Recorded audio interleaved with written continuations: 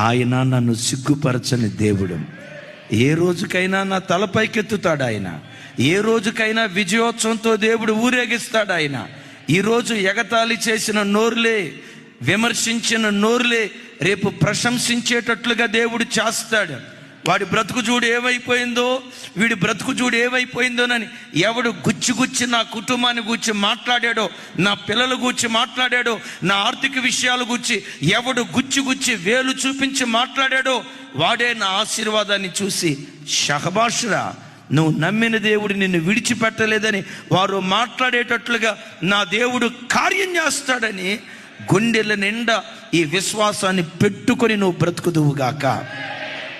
పెద్దగా ఈ మాట చెప్పండి, నేను నమ్మిన వాణిని నేను ఎరుగుదును. పెద్దగా చెప్పండి. రామాయంపేట అక్క, ఏమి ఎరిగావు నువ్వు నమ్మిన వాడిని గురించి?